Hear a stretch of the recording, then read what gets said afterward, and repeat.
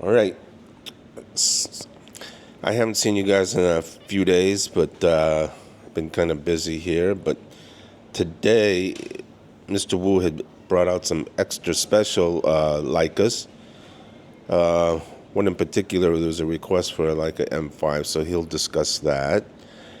And these are kind of like very special Leicas for you M fanatics. So without further ado, make sure you like and subscribe so we can get some more material for you. And let's see what Mr. Wu's got here for us. So what do you got, Mr. Wu? Yeah.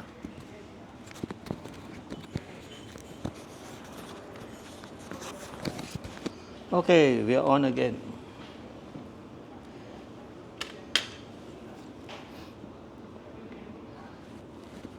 Okay, today we got 4 different Leicas.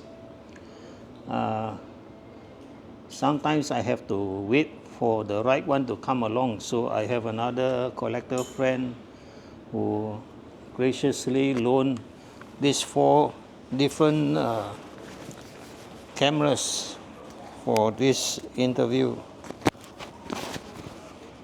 So from the chronology, we have the Leica M2, that was after the M3. Then we have the M5, the ugly duckling. Then we have the M4P, which was the forerunner of the M6. And then we have the M7 with the aperture priority automatic exposure. So let's start with this. The M2 is very similar to the M3. How it came about is there was a request to the factory whether they could make a camera that cost less than the M3.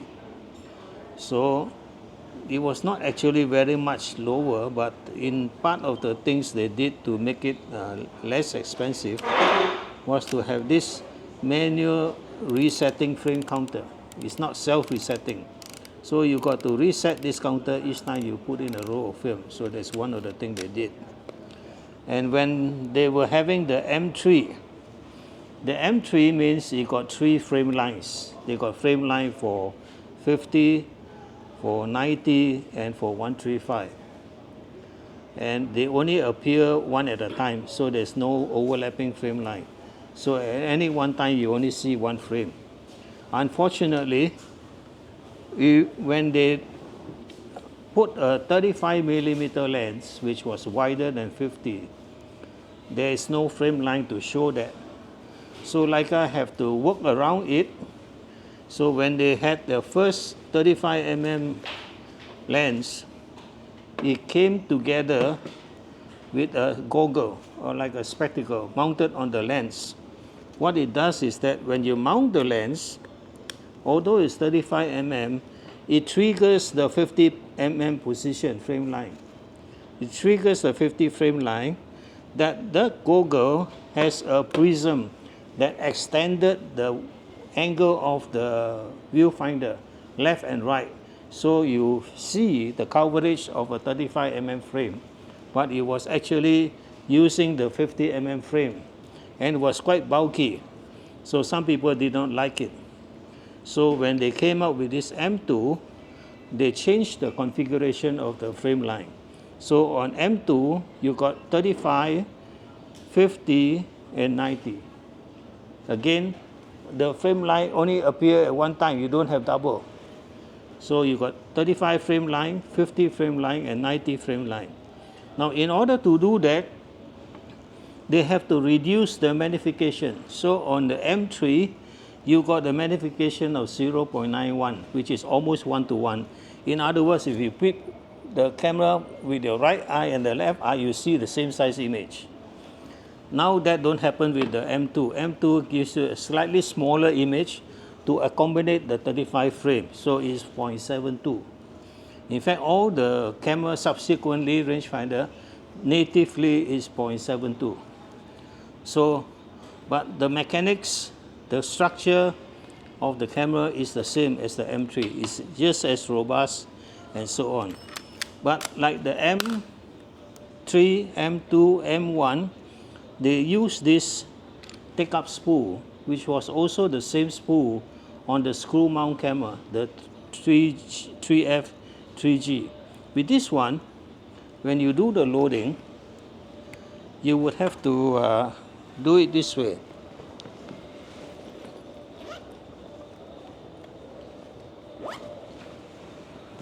Let's see, yeah, get my film out. It was a little bit slow. Sometimes you need to trim the leader a little bit.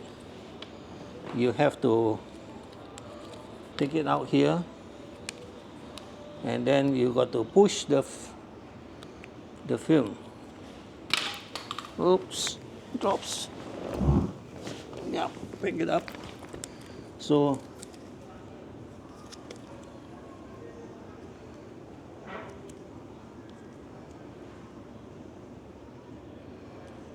it was not so quick loading, so you have to slip this leader under this spring clip.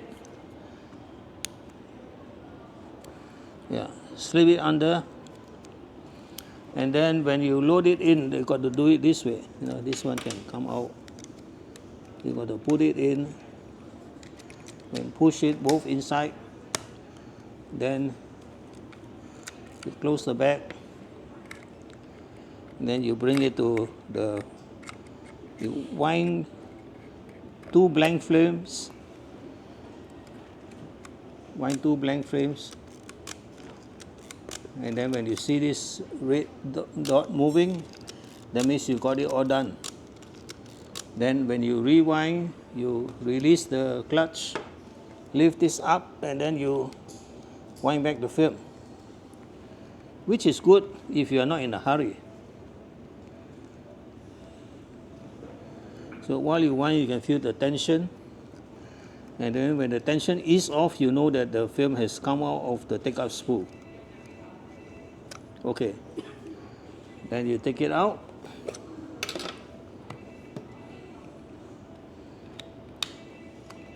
And there you go.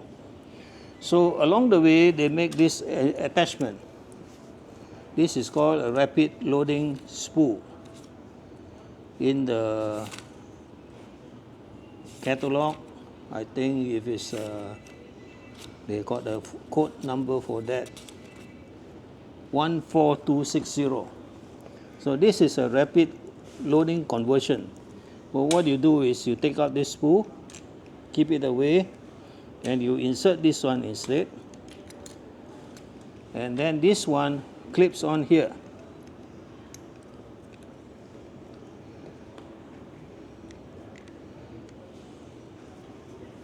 Just push it in until it snaps on. Yeah. Then what you do now is, the loading now is similar to the loading of the M4, the M7, and the M6.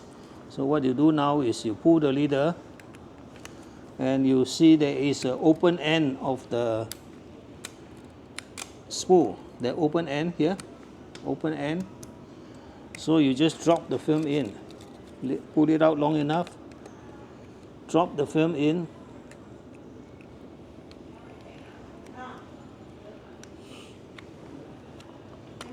yeah, drop the film in,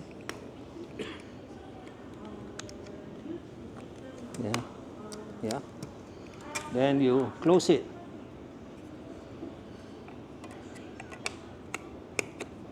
lock it up, push this back, then you wind and click. See, it moves in, so it's much faster. Okay, so this way you converted the slow loading into a quick loading without any modification to the camera. And if you want to use back the original spool, you can do that, no problem. So they make this attachment. I think you can find it in eBay or somewhere.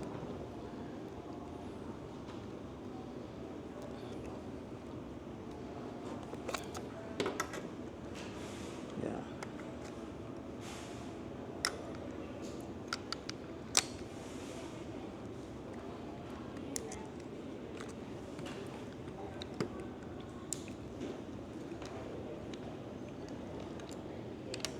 Okay, take it out, roll it in.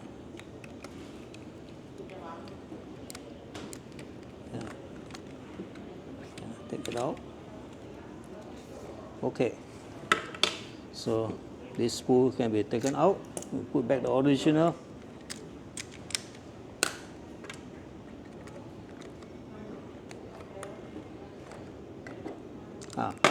Take this out. Okay, so back to normal. Yep. Of course, you got two sync terminal, but this has already been modified with the PC cord. The original one is you need an adapter nipple to do that. This already been modified. So one for flash, one for flash bulb. So we got no light meter, so you put this light meter. This was the last version that uses battery, and the shutter speed is coupled to the shutter dial. So you set the shutter dial, of course you set ISO, then you turn on the measuring range, black or red. Black for low light, red for bright light. So then you push this button for the needle to read. There's no battery, so it doesn't move. So this white needle will swing, and you get a direct reading of the aperture. So then you transfer the aperture to the lens. Then you got your exposure. And the angle of view of this meter corresponds to the 90 mm focal length frame. So it's something like a semi-spot meter. Now, M2 and M3, certain models have this interesting thing in the rangefinder patch. So in the rangefinder patch in the middle, some you just have a long rectangle where you see the double image. But on some model, including this one, you have a little notch on the top and a little notch at the bottom, look like a Batman logo. Okay? You got a notch on top and a notch at bottom. The bigger notch represents f16. The smaller notch represents 5.6. So as long as the rangefinder double image, the displacement does not exceed the notch, you are within the depth of field, so it's still sharp. So if 5.6, the displacement within this small area, in f16, the displacement greater, there's a greater room for displacement. So because the depth of field is more. So they have that built-in depth of field indicator inside. Little thing that makes the life better. Now, as we said earlier, this camera, you got frame line for 35, 50, and 90. So you got self timer, you got the frame line selector, and so M2. Later on down the road, M2. This is 1954. The M5, 1968. This one is the largest rangefinder from Leica. It's the first camera that got a built-in TTL photocell. It gets out of the way when you take out the lens, but when you mount the lens, it will trigger this little pin here. I can't get it to come out, but I can't get it to come out. But what it does is that there's a swing out photocell that is somewhere in the middle, like a spot meter. So it's the first Leica rangefinder with through the lens light metering. So you have ISO on top. This time the shutter dial is extended outside, so you can twist it here from 1000 to B, but they have numbers here that goes up to 30. This is for you to extrapolate the exposure, but it's not timing. You got to time it yourself. So 1 second, half second, so on. So in this case, under this cluster, you got the shutter button for the you can mount the cable release. You got the wind lever, which is a ratchet, either full stroke or multiple stroke, and you got the shutter dial, all mounted on the same cluster. Earlier I showed you the Canon EF, they also have that. So this is where it came from. So now the importance of a wide long range rangefinder is to improve the accuracy. So this camera got the most accurate rangefinder mechanism compared to the others. And of course you have the self timer, you got the frame line selector. The frame line for this 35, 50, 90, 135. It has the two versions. One got this two strap lock that you got to hang the camera vertically. And then another one got another set of locks here, so you can hang it horizontally, so you can hang the camera both ways. The rewind is underneath, the rewind, and this is for you to open up to do the loading, which is already the quick loading, same like M6 quick loading system. Okay,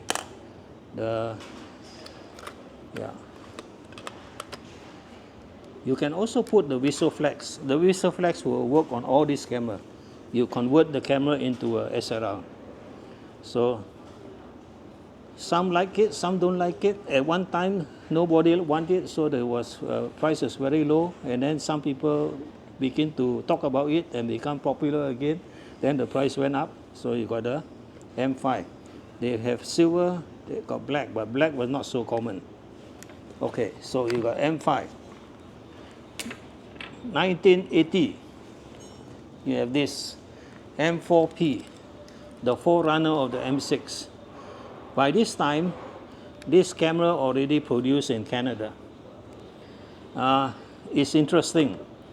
At that time, or just one camera before, M42, the world was shifting their focus onto the single lens reflex camera, SLR. And Leica was at the crossroad.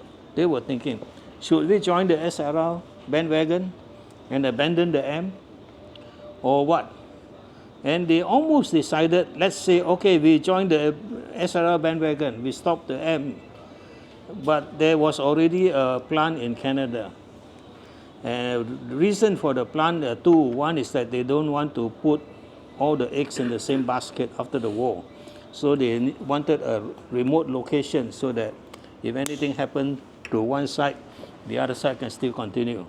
Another reason is that they sold a lot of military optics to the American military. So Canada was very near. So they decided to build a plant in Canada and sell the product to USA. So there was a country head by the name of Walter Kluck.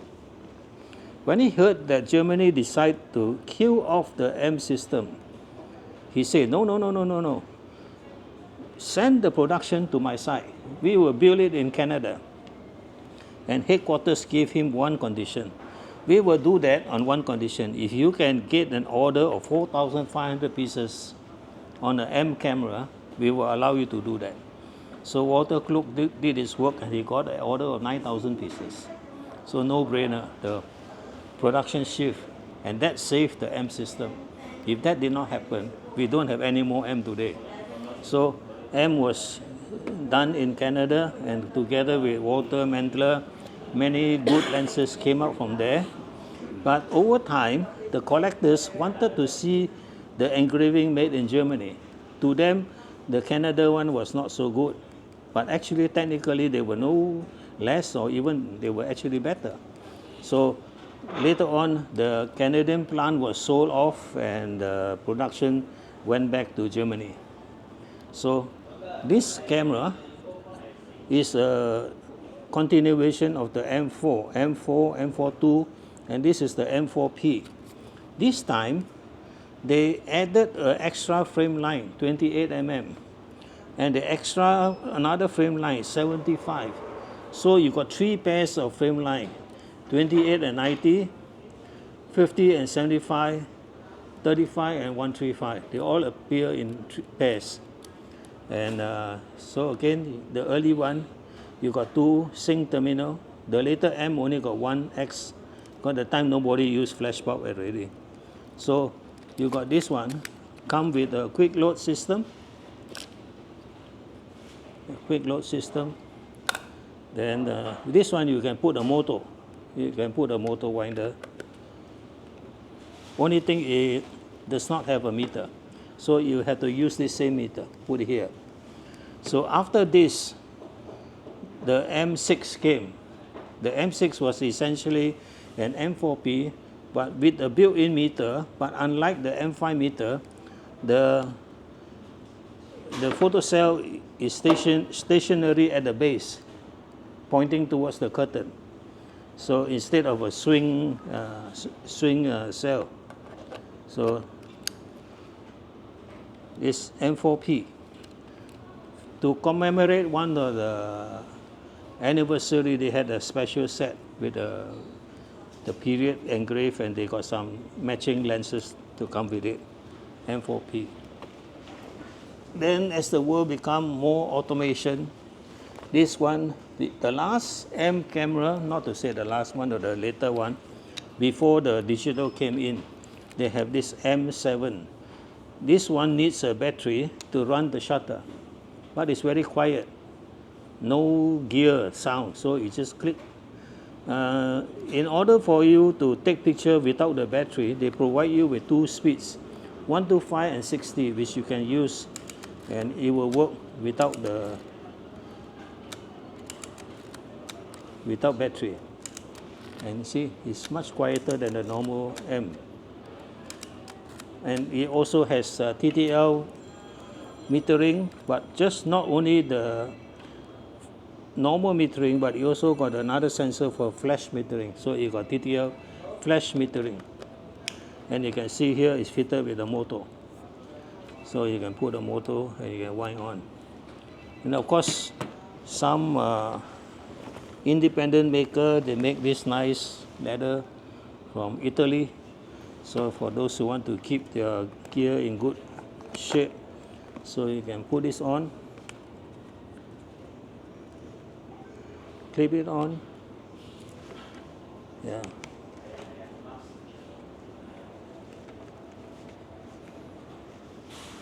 And the strap, over the year, it evolved. So the first one, they just use a ring. Then later on, they use an overlapping ring. Then later on, they use this ring with a wire frame. So there were many variations of the strap. So you got this 4 different M camera for today. Now, the frame line inside the M is just for you to frame the picture. But whether you put a short lens or the long lens, it does not take into account the difference in the picture area. So they give you a guide if you look through the instruction manual. If you are focusing at an object that is about infinity, what you are supposed to do is to frame double the thickness of this line. That means your imaginary line above this thick line, that will be your picture area for infinity.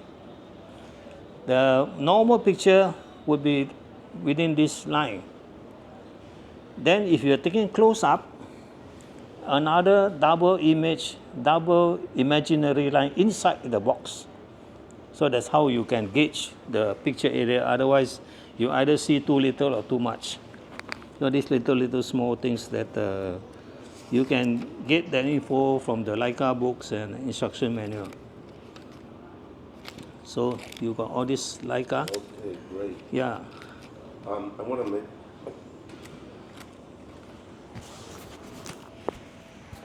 I just want to make a small announcement. This Thursday, Friday, Saturday, and Sunday, YL is going to have a big photo event. It's called the YL Photographic Festival. And I want to make sure that all my Malaysian viewers come out and take a look-see. All right? They're going to have great sales, and I'll be there videoing it, so you can take a look. So I hope to see you guys there, and Mr. Wu will be having a few discussions at the Leica area. Right, Mr. Wu? Yep. Okay, so it'll be very, very exciting. So if that'd be great if some of my American guys could come, but I know it's a little bit far. But for my Malaysian viewers, let's do it, okay? All right. Thanks a lot. Bye, Mr. Wu.